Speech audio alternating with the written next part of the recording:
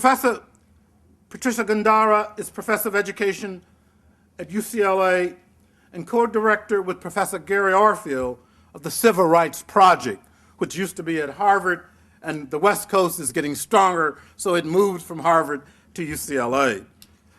She has authored many books and articles on peer group influence and college-going behavior of low-income Latino and other ethnic minority students, immigrant students, bilingual education policy in public schools, high academic achievement of low-income Mexican Americans, Chicanos and educational mobility, and mathematic instructions in multicultural classrooms. She's one of the nation's leading researchers and scholars on issues related to the education of ethnic minority youth. She has authored a score of articles and books, chapters, on the education and aspiration of minority youth. Her most recent book, which she co-authored with Professor Francis Contreras, is The Latino Education Crisis, the Consequences of Failed School Policies. I'm very pleased to welcome Professor Gándara to the University of Washington. We are fortunate that the third speaker is our dear colleague, Professor Francis Contreras. She's assistant professor of education here on our campus. Her research focuses on issues of equity and access for underrepresented students in the educational pipeline. She addresses transitions between K-12 and higher education, community college transfer, faculty diversity, affirmative action in higher education, and the role of the public policy arena in higher education for access for underserved students of color. She serves on the board of the Harvard Journal of Hispanic Policy and the Chicano Latino Foundation. I'm very pleased to welcome my dear colleague and friend, Professor Contreras, to this book talk. I want to thank all of you for coming, and what a wonderful group. Thank you. And I want to thank the center and especially Professor Banks, who, as you all know, and I fully appreciate, is an icon in the field. So you, I know, understand what a privilege it is to have him here, and I consider it a privilege every time I'm able to be in any kind of a situation like this with him. So thank you very much, Jim. The book that Francis and I wrote is about school failure as a symptom. It's a symptom of something much bigger. And what the book will argue throughout is that because school failure is a symptom, the cure is not simply going to the symptom, but going to the cause. And we walk through in this book, chapter by chapter, the layers of conditions that create the situation that we try to create a sense of urgency about. What I wanted to start with was what motivated this book. There are two major things that motivate this book. One is effectively this overhead that you see right here. What you see there is that over the last 3 decades, while other groups have moved ahead in terms of their share, the population share of college degrees, Latinos have basically remained flat. And this is in the face of, which I'm going to show in just a moment, a largely, rapidly increasing population. The consequences of this are dire, not just for Latinos. The consequences of this are dire for the country as a whole, and especially those states, and you will see in a moment that it's most states, that are going to be very much affected by this. So one thing is the whole global issue of education of Latinos. But the other thing that motivated, I think that's the only slide we have on that. The other thing that motivated this book was a very personal thing. Andres is a young man. I've spent really about the last 3 decades myself researching Latino achievement and issues around Latino students in schools. And in one of these studies that we've done over the years, I encountered a young man who I call Andres. And this was maybe 10 years ago now, actually. And we were following a group of students in California from different schools, a number of different schools, and we were following these students through their entire high school careers and beyond to just understand what happens in this process with these kids and what happens after they leave high school. Andres was an extraordinary young man, and when I first met him, he was very quiet. This is in the 9th grade. He's just starting high school in the 9th grade, and I asked him, well, so how are things going in school, Andres? And he says, well, they're going okay, but there's a lot of stuff I don't really understand, and but I'm working hard. I'm trying to keep up. And so I took from that this is a young man who's probably like other Chicano Latino kids in the schools. He's trying, he wants to do well, but he's probably hampered by a number of problems and not great preparation. And so I went back and looked at his transcripts. This was a young man who came into high school with a 4.0. And when I looked at the courses he was taking, in every case, this was a young man who was challenging himself. His family spoke Spanish at home, but he didn't take Spanish as his language. He took German because he figured that would be a bigger challenge for him. He was pushing to get into any kind of advanced course, and he was working really hard. I was a little bit stunned because he was so humble in the way he kind of talked about his school experience. Maybe what's more important for you to know, though, and the book goes into great depth. I mean, we dedicate one entire chapter, actually, to case studies of students to understand what this looks like, and we take you through their lives. So I'm not going to take you in detail through Andres' life. I'm going to skip forward to just a couple highlights that I think are important for you to understand why a young man like this can actually motivate several years of writing a book. He was also very dedicated to getting his group of friends through high school successfully and into college. He was the most outstanding scholar of the group. There were about 5, 6 kids in his group. And he told me one day, he says, my goal is that we're all going to go to college together. And I remember one time coming in, this is maybe 10th, this is 11th grade now. And we sat down and talked with him, and he was kind of bleary-eyed. And I said, a little too much partying last night, huh? Andres? And he says, well, no, actually, it was because this other student had to have a paper in, and so I stayed up with her all night to help her get this paper edited and ready for class. So this was the kind of kid he was. In the 11th grade, I said, Andres, okay, I'm looking at his grades, and here he's challenging himself in AP classes. He's knocking himself out, taking everything that he can, doing extremely well. And I said, don't you make any decisions about college before you talk to me, because I knew he wasn't getting a whole lot of counseling. It's a very, very large school, not that small would have, but I don't know, maybe it would have made a difference. But it was a very large school, and the school was stretched very thin, and counselors were stretched very thin. They had a lot of kids to pay attention to. I said, don't make a move until you talk to me. Well, I came back after graduation and to talk with Andres, and he was the only kid in the group who had not gone to college. He had signed up for the military because they told him that they would help pay for his education. He had a mom at home who was supporting a family of 5 on a paper route. Andres would get up in the morning at 3 o'clock in the morning, help put the newspapers together, get the papers out, come home, sleep for a couple of hours, and then go to school. Andres did not go to college. You know, when you live with a kid like this for 6 years or so, and you see the promise and the potential, and something like that happens, it makes you want to write a book.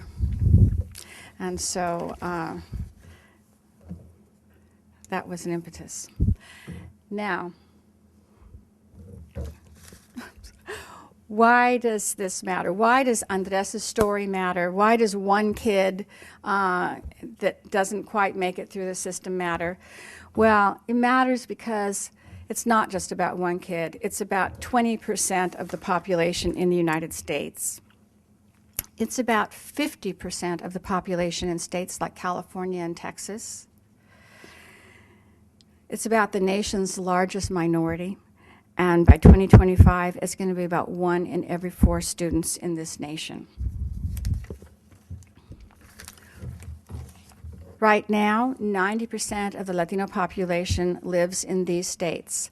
All of these are heavily Latino states, including the state we're in right now. but the greatest growth of the Latino population in the nation is actually in the South and the Midwest.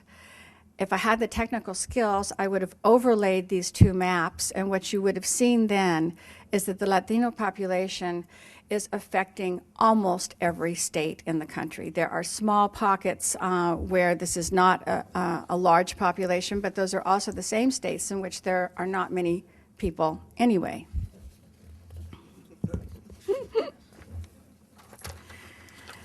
So, nearly 67 million people of Latino origin will add to the nation's population between 2000 and 2050. The numbers are projected to grow from 35.6 million to 102.6 million, an increase of 188%. And the Latino share of the nation's population will nearly double by 2050. So this is an urgent call. This book is a call to action for everybody in this country because all of our futures are at stake. So I'm going to hand it now over to Frances. We're going to kind of go back and forth, and we're going to try and stay actually under the time that was allotted. Thank you.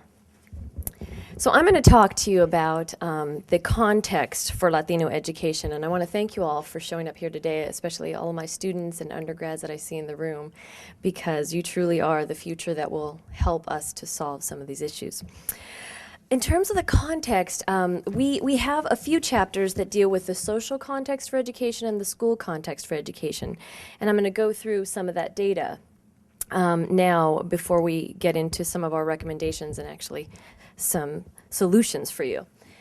And you could read some of this for yourself, but nationally, approximately 58% of Latinos in the class of 2005 graduated from high school with a regular diploma. That's the 4-year diploma. So we're losing a tremendous amount of students through the pipeline, and this is partly this cause for concern that students are leaving as early as middle school, actually. In this state of Washington, that's what we found this fall, that students are leaving earlier and earlier. Nationally, 77% of ELL students in the United States speak Spanish, but in the West, so that West Coast, the Southwest region that you had seen in Patricia's map, over 85% of ELL students speak Spanish. So we're talking about a large segment of the ELL students being Latino students. 15% of Latino students in the K through 12 system have parents with a college education, compared to 44% of whites. And I'm going to show you that trend over time in a second. And then finally, while college-going rates have increased, so while people are going to college, it's primarily Latino students are going to college, and there's wonderful studies by the Pew Hispanic Center on this. They're going to college in the community college sector. And going to college in the community college sector has implications in states like California and Texas, where students don't transfer as readily. In this state, we actually do have a more functional community college transfer rate, but what that means is college graduation rates suffer if more students of color are going to the community colleges.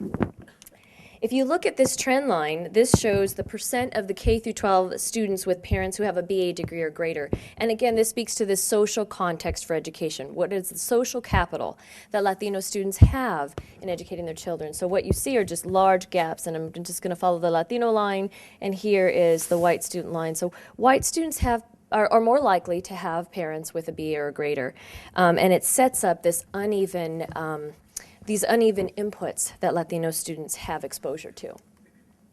Can school reform fix the problem? We place an incredible onus on our schools in this country to actually solve the social problems of our day. And I'm going to just highlight some data, and then you can rhetorically answer whether or not schools alone can fix this problem. According to the Luxembourg studies, 37% of Latino youth live in poverty, and this is an international comparison of poverty, so it's actually a more accurate comparison internationally. 73% are eligible for free and reduced lunch. That's 73% of students eligible for free and reduced lunch. 1/3 of Latino families are without health insurance. Latinos in the West are the most segregated and isolated in schools, so you have entire schools of certain ethnic populations. And then half of all Latino babies are born to single moms. This is the fastest growth in that sector currently. And this is a relatively recent phenomenon. This is within the past decade. So can schools fix the problem? And we argue in the book that it's not the job of schools alone, that this is a collaborative effort and social policy context, an issue that needs to be addressed. What can schools do? So we tried to unravel and explore a bit more, what can schools do? Can we engage in efforts and partnerships that will actually change the data that you've just seen? And so we have an entire chapter on the cost of intervention. We looked at a host of intervention programs from ALAS, which is a UC program, Puente, Project Grad, Gear Up, AVID. I'm not going to go through all the acronyms. You're going to have to get the book for all the acronyms. But we looked at successful programs that have worked for Latino students. These are model programs that do show some promise. But what we found are the most promising programs for Latino students are those that deal with the entire Latino family, those that engage parents, those that deal with this context for education that Latino students deal with and come to school with. We found that quality early education programs have measurable effects. And again, we highlight the word quality because it's just not early education, it's quality early education programs that are really important in terms of having effects over the long term.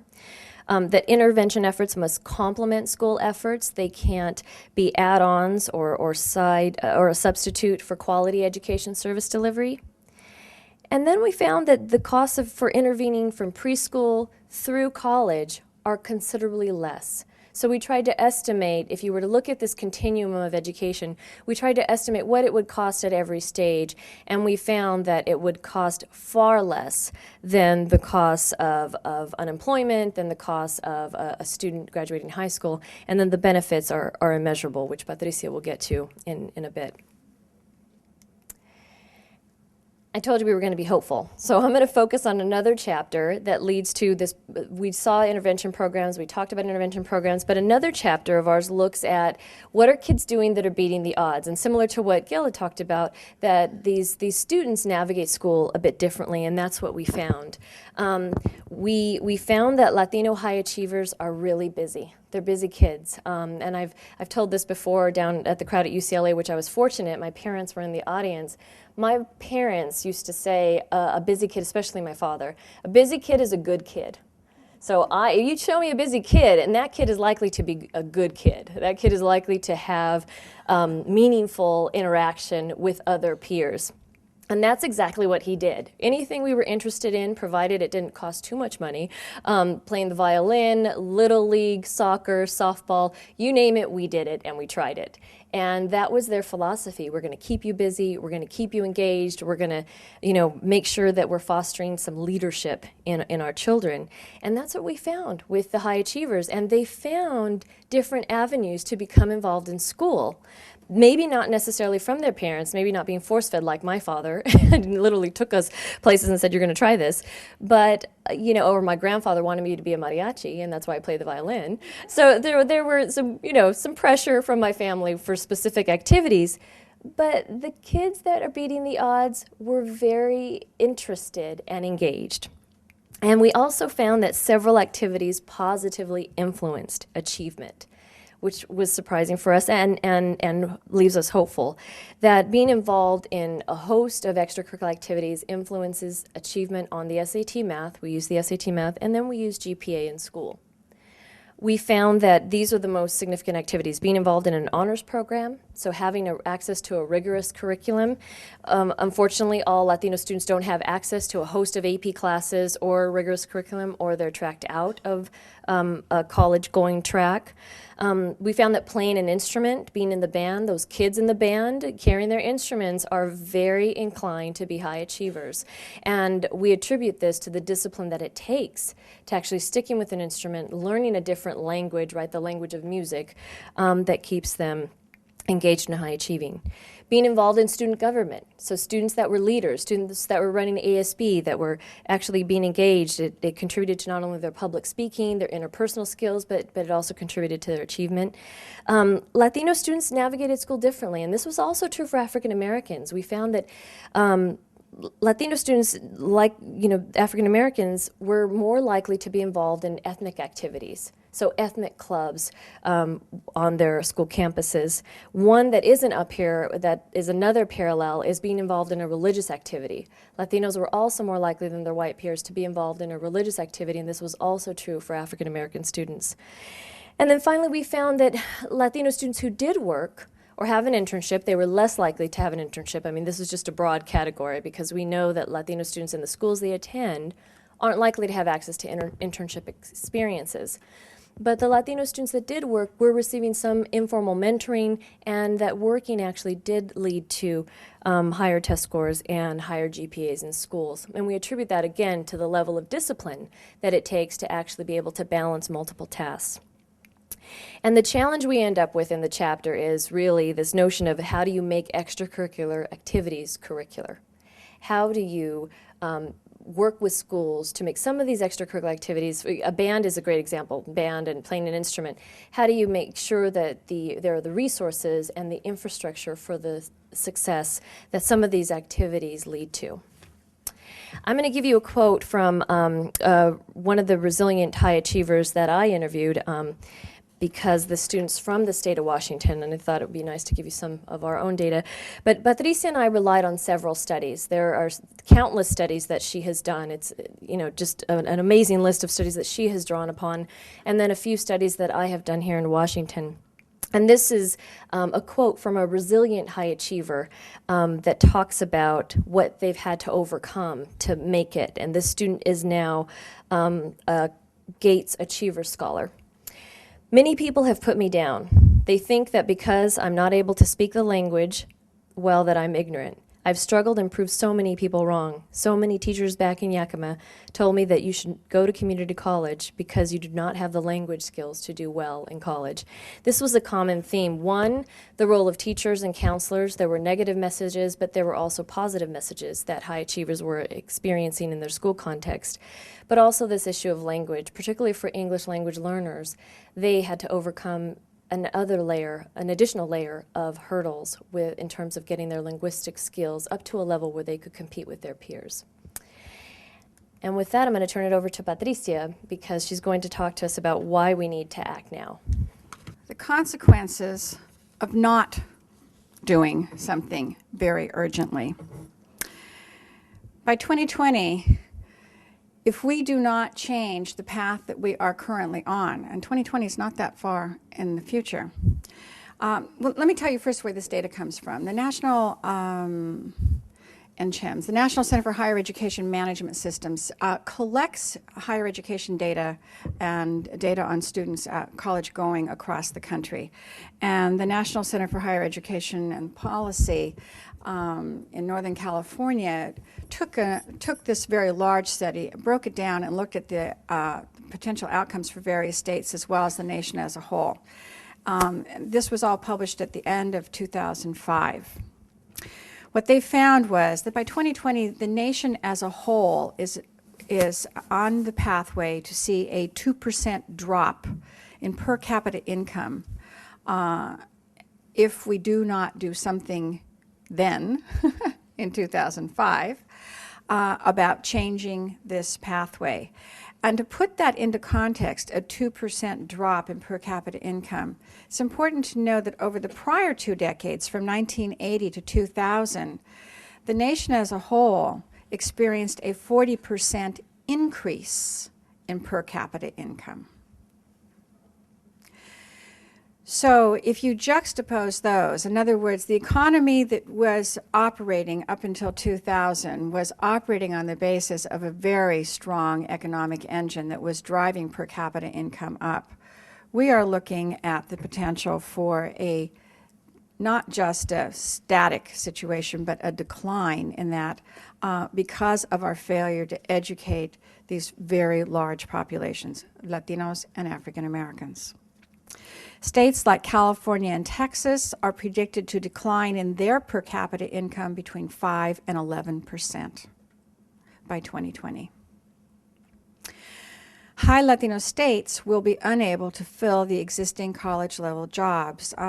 Just a couple months ago, the Public Policy Institute for California came out with a major report finding exactly the same thing, that they've been tracking on the job availability and the level of education we're providing for students in California and finding there's a mismatch. We are not educating the students to fill the jobs that require college degrees right now. And of course, as a result, tax revenues will decline nationally as well as particularly sharply in those states that are highly affected.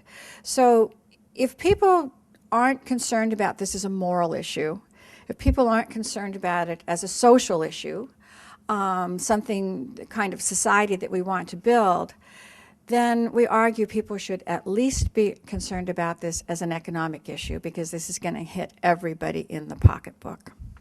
So to kind of wrap things up, the very last chapter of the book is a chapter on policy recommendations. It's written largely for the Obama administration. Francis and I were betting on that being the outcome as this was going to press. And we actually highlight a number of things.